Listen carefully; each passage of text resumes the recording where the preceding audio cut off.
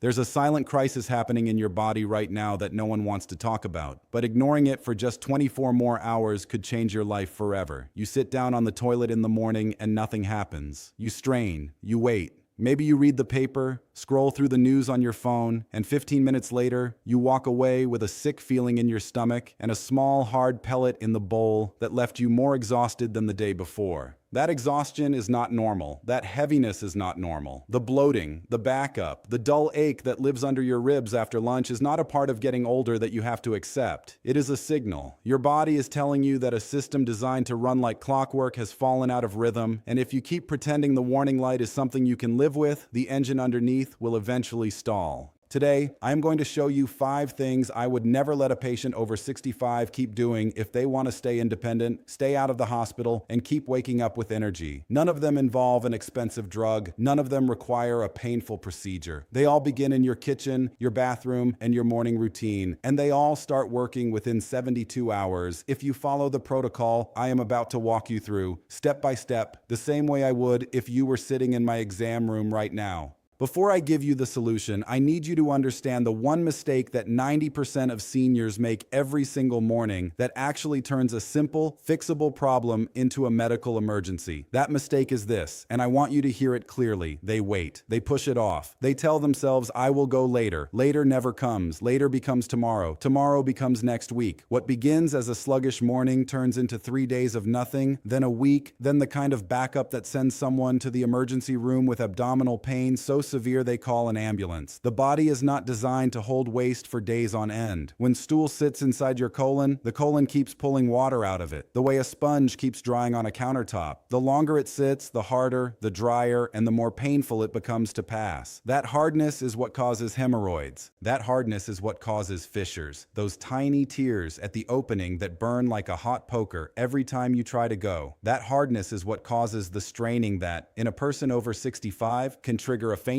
spell, a stroke, or even a serious cardiac event. Waiting is the enemy of healing. Waiting is the enemy of dignity. Waiting is the thing that quietly steals independence from people who could have lived another healthy decade in their own home. Now let me explain why your body works the way it does, because once you see this picture clearly, you will never look at your morning the same way again. Think of your digestive system as a long conveyor belt, the kind you might see in a factory that starts at your mouth and ends at the rectum. Food goes in at the top, nutrients are absorbed along the way, and waste is supposed to ride the belt out the other end on a predictable schedule. The movement of that belt is called peristalsis. Peristalsis is just a fancy word for the rhythmic squeezing motion your intestines perform, like a tube of toothpaste being rolled from the bottom up, pushing everything inside downward toward the exit. When you are young, the belt moves quickly and powerfully. When you cross 60, that belt slows down. The squeeze becomes weaker. The rhythm becomes irregular. Some sections of the belt move faster, some lag behind, and the whole system loses its coordination, the way an orchestra drifts when the conductor steps off the podium. Now, layered on top of that conveyor belt is a brilliant little reflex built into your biology called the gastrocolic reflex. The gastrocolic reflex is your body's morning engine. Every time you eat or drink, the stomach stretches, and that stretch sends a signal down to your colon telling it, make room. The new shipment is coming in. The colon responds by squeezing, massaging, and creating a strong wave of movement that pushes old waste forward. For most healthy adults, this reflex is strongest in the morning right after breakfast, when you have just had a warm drink and your body is most awake. For an older adult, that morning engine can sputter. It can fire late. It can fire weakly. It can fail to fire at all. On the days you skip breakfast, skip your morning coffee, skip your glass of water, or skip the simple act of sitting down and giving your body 10 quiet minutes to do its job. If you do not feed that engine the right fuel, at the right time, in the right position, the waste just sits there, the colon keeps soaking water out of it, and the backup begins. Here is the danger zone, the 3 common mistakes that make the problem worse, and I want you to picture each of these as a separate trap waiting for you in plain sight. The first trap is the all-fiber myth. You have probably been told your entire life that the cure for constipation is more fiber, more bran cereal, more roughage, and there is truth in that, but only half the truth. Fiber comes in 2 very different forms, and most seniors are loading loading up on the wrong one. Insoluble fiber is the rough, scratchy kind that does not dissolve in water. It is the broom. It bulks up stool and scrubs the walls of your colon as it passes through. Good sources include wheat bran, whole wheat bread, the skins of apples, and raw vegetables like cauliflower and broccoli. Soluble fiber is the soft, spongy kind that does dissolve in water. It turns into a slippery gel inside your intestines, the way a sponge soaks up liquid and holds it.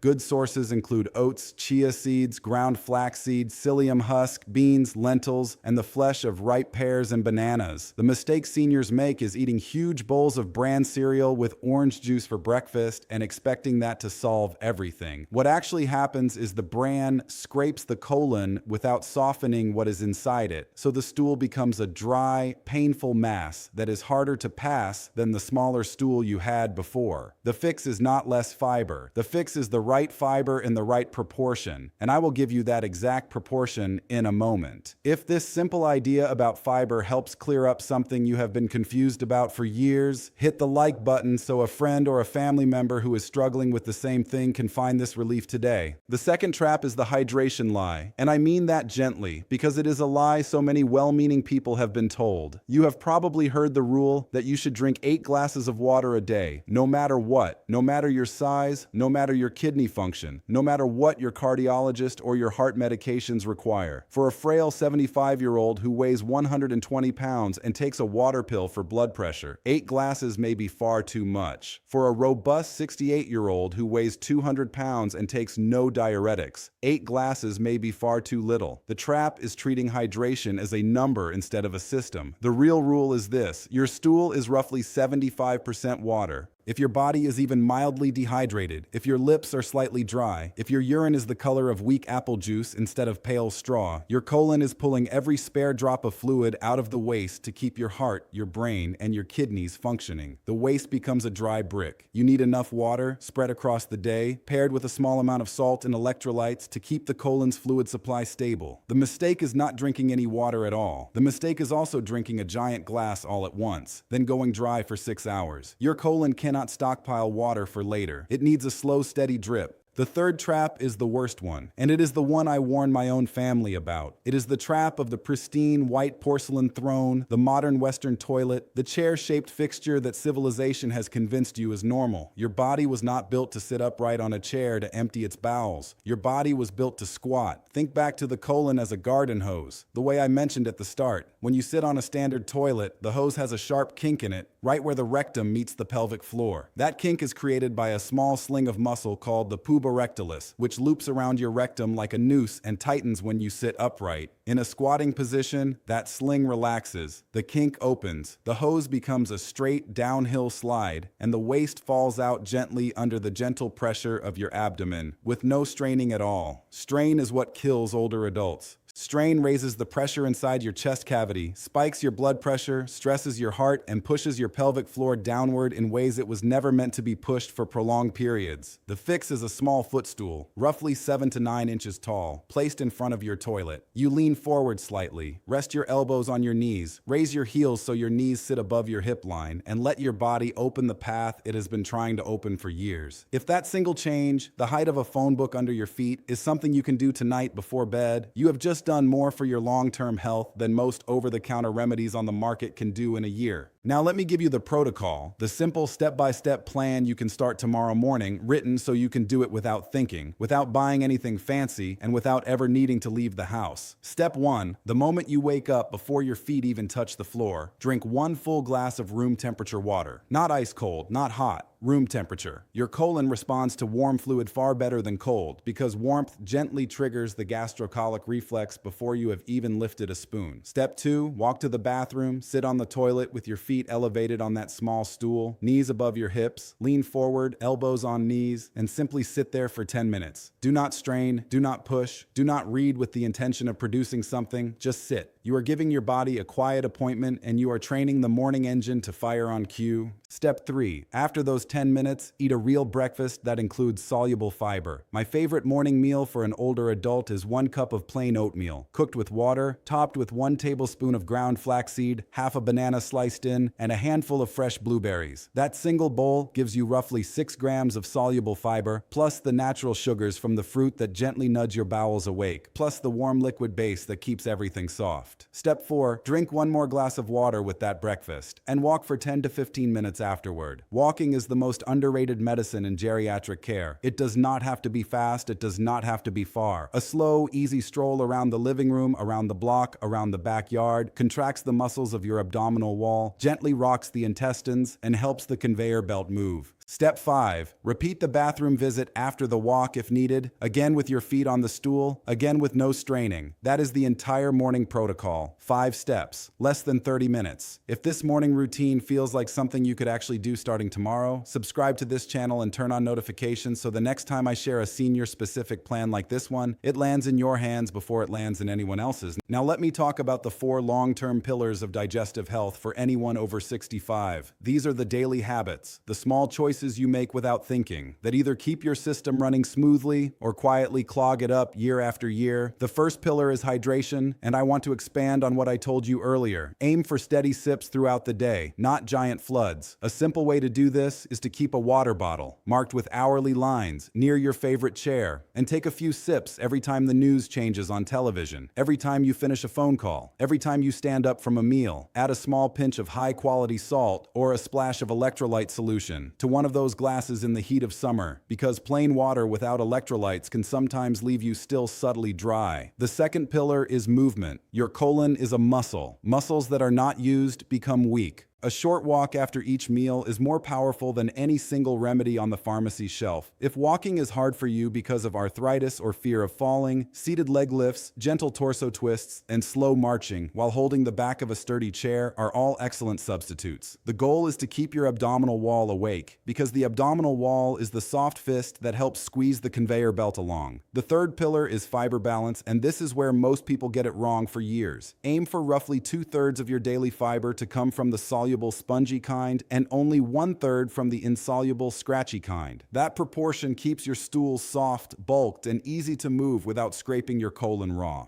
A reasonable daily target is 25 grams of total fiber, with about 15 to 18 grams coming from oats, flaxseed, chia seed, lentils, apples without the skin, cooked carrots, peeled zucchini, bananas, ripe pears, and psyllium husk, if your doctor approves. The fourth pillar is timing. Your body loves rhythm. Choose a morning bathroom window around the same time every day and protect it. Treat it the way you would protect a doctor's appointment, a scheduled medication, a favorite television program. 7 minutes, 10 minutes, quiet, feet up. Do not skip it because the phone rang. Do not skip it because you have an errand. Your colon responds to regularity more than anything else, and after 2 weeks of consistent timing, you will likely notice that your body begins to call you to the bathroom on its own, with far less effort and far less discomfort than you have felt in years. If this 4-pillar framework is the kind of practical advice you want to keep learning, tap that subscribe button right now, because the next video I am releasing builds directly on these pillars and could save you from an unnecessary procedure down the road. Finally, I need to give you the red lines, the warning signs that tell you home care is no longer enough and you need to pick up the phone and call your doctor today or go directly to the emergency room. Most digestive discomfort in seniors is mechanical, slow, fixable, and responds beautifully to the protocol I just gave you. But there are certain symptoms that are not mechanical, that point to something more serious, and that you must never try to push through at home. The first red line is sudden, severe abdominal pain that does not ease up. If your belly becomes hard like a board, if you cannot find a comfortable position, if the pain wakes you from sleep, that is not constipation. That could be a bowel obstruction, a twisted loop of intestine, or a serious infection, and it requires imaging and a professional evaluation